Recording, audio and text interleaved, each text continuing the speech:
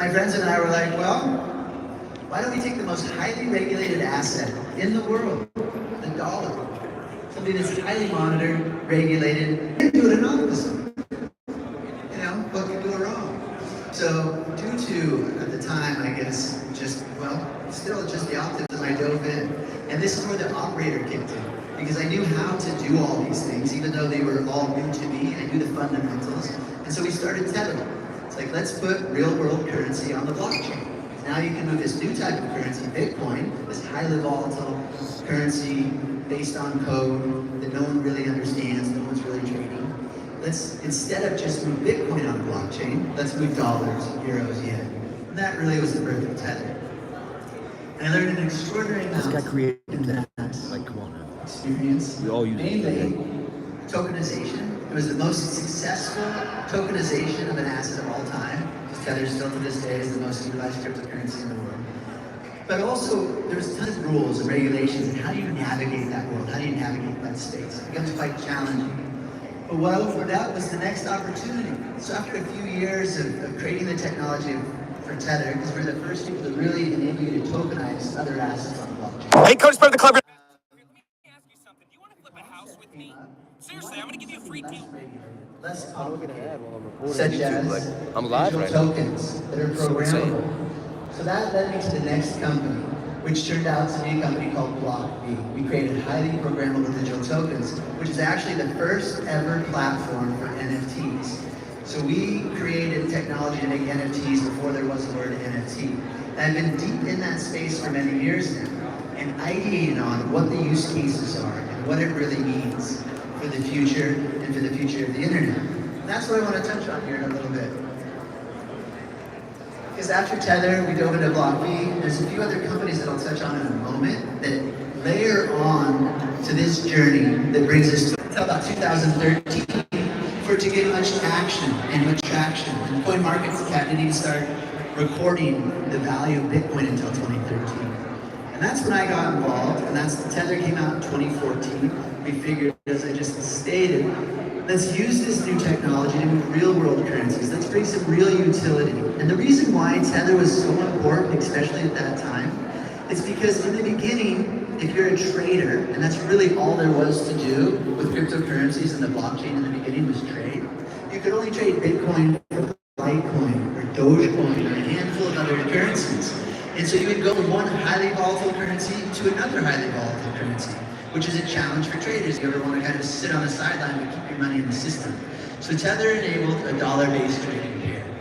It took another while for the next kind of use case to appear, which is Ethereum. Ethereum started in 2015, which now they were going to say, instead of only doing the movement of currencies on a blockchain, let's create more complex transactions, smart contracts. What can we program? It took about 2 more years though for those smart contracts for Ethereum to get a use case. Not until 2017 did the first use case come for Ethereum. And that use case is what we all know as ICOs. That's when we got the next real push, the next real amount of enthusiasm and money and awareness of blockchain was when the ICO craze hit. And why was that such a big craze? Why did the whole world get involved? And why was there so many people talking about it and so much money flowing in? There's a very easy answer. And that answer is because it was pure gambling. So for the first time, the whole world had access to kind of this amazing casino. You move your Anyone big who ass had head. an internet connection could buy some Ethereum and trade that for another token that might go up. And what it did is it brought a ton of awareness, a ton of I'm messing with you, man. Don't worry, guys. Because all this new money. I just wanted you to look like, who the fuck is talking to me like that? I'm a Marine. I had spent prior to this 15 years of my career in a bunch of different companies raising money, at least a dozen different times. BlockV, we did an ICO. This was a brand new concept. I'm like, well, this is interesting. And when I launched my ICO within 3 months to starting marketing to going up, I raised $22 million. It was, on one hand, the easiest money I've ever raised, on the other hand, the most difficult money that I've ever raised. And we raised $22 million and created a utility token, and we were one of the many ICOs, but we're one of the very few ICOs that still to this day has delivered on all its promises in its white paper. Its token is still in existence, and its technology is still being utilized. And there's some massive companies, one that I built myself, on top, that we built on top of BlockV. So I am proud of that ICO, but it's laid the foundation for what was to come. Because all this money poured into the ICOs, and then people realized, well, where's the value? We put money in companies that don't have a product, they only have a white paper. What's coming of it? And when that was realized, and a few other factors, it created this other big crash. It's actually the third big crash. There's a couple over here. But this is the one that more people, the more general population knew, but there's still people that were more concentrated on finance, because this was still a lot of financial transactions. So the market crashed, and it took another 2 years for the next big run-up to take place. That's DeFi. So when you hear about early 2020, DeFi hit the scene. Lots of the awareness came around DeFi because, again, people were making tons of money. And in the beginning, a lot of these DeFi applications was just gambling. People would pour money in their new token. It would provide a ton of yield. You put money in and try to pull your money out before the rug was pulled. It's an awful game, but it was a lot of fun for some people. A lot of people made tons of money, other people lost money, but it brought, again, more awareness. It's unfortunate sometimes this awareness is driven by gambling, but whatever it takes to get people interested There's so many crap coins, man. is a step in the right direction.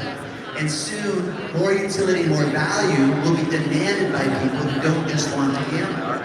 So that was DeFi, and DeFi laid the foundation for what you can do on top of a blockchain, which is financial services. The best example for DeFi, and the easiest one, because a lot of people don't understand what DeFi means. It's a decentralized way.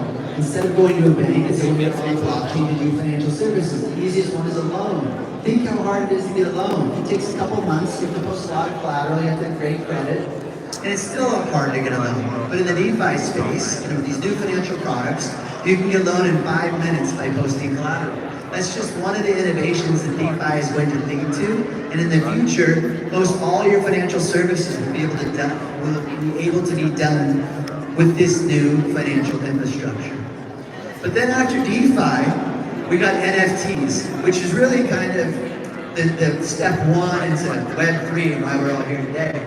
But you'll remember back in 2020, NFTs exploded on the Powell just committed to 0.5 and the basis reason, points. again, a lot of people are like, I don't get NFTs. It doesn't make sense to me. Why are these things so popular?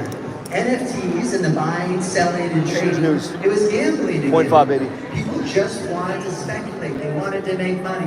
How can you buy Jerome something Powell without just going committed up? to 0.5 And so the basis people points. who didn't get it, they were overthinking it. It's like you do get it. People are gambling. That's the point.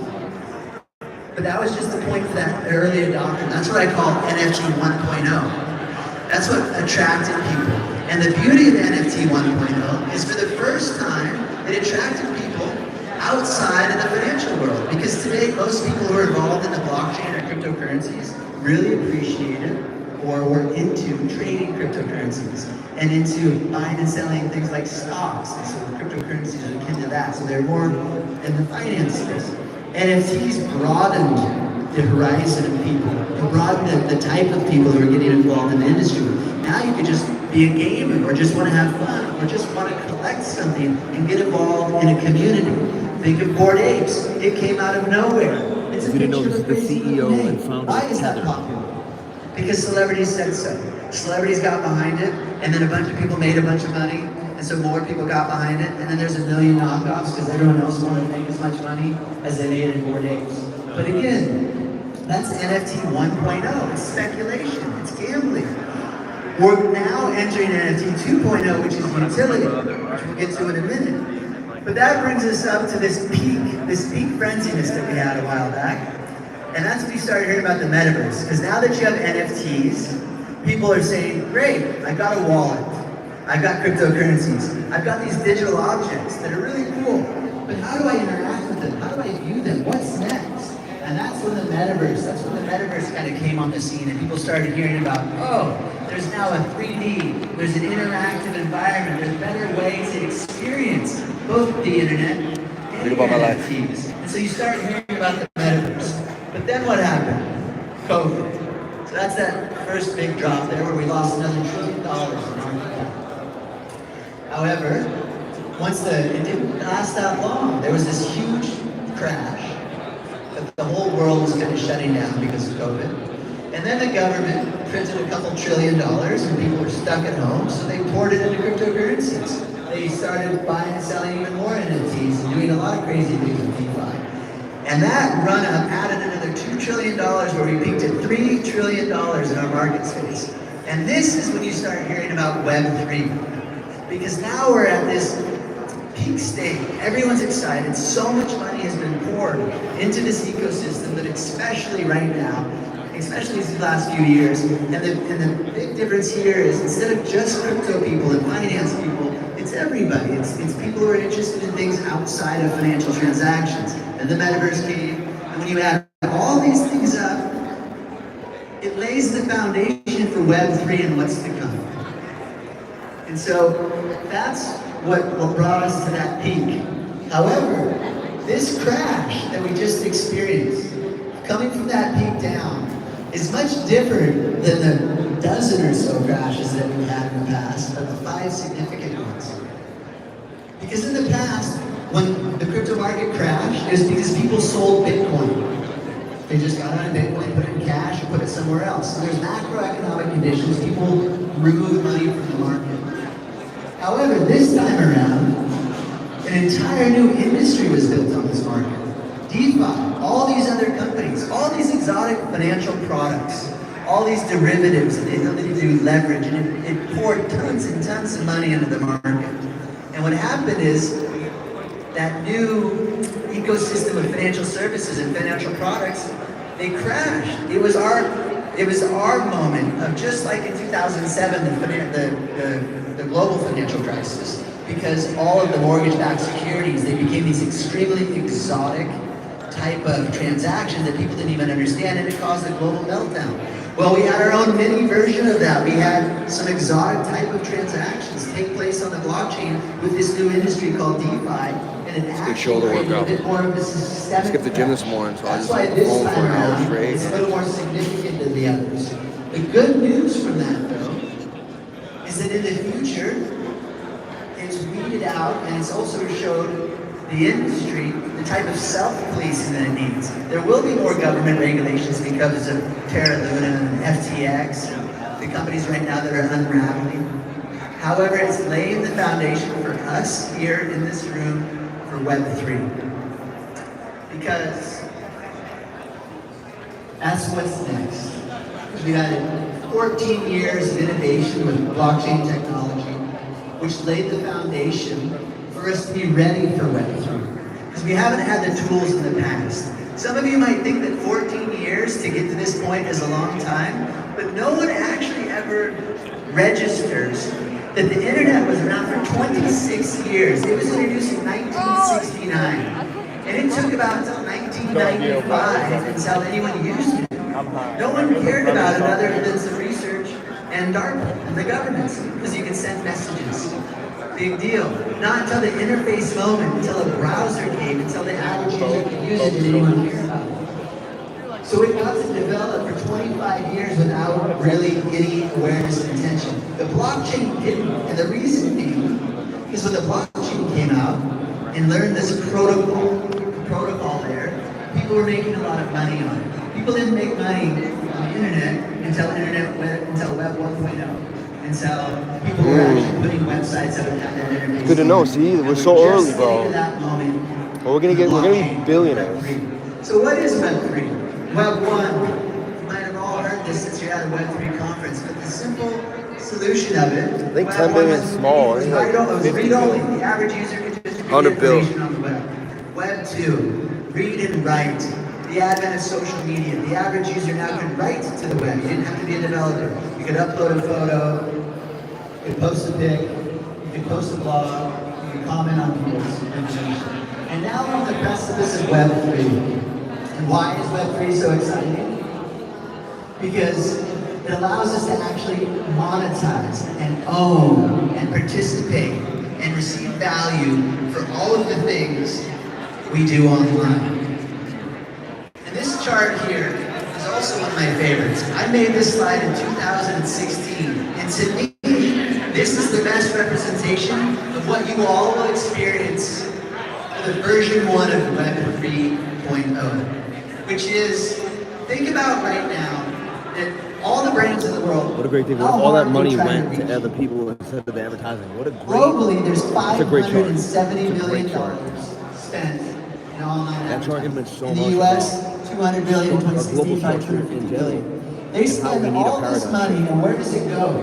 Half of it goes to the technology, the planning and the buying, the ability to deliver that ad. The other half goes to the publishers, to the websites, to the people that put that ad in front of your face. Guess what you get? Zero. Not only that, you get annoyed. Every time you go to a website, ads are in front of you. They pop up. They're annoying. Or you get tons of email. You get no real value. This is what Web3 is going to solve.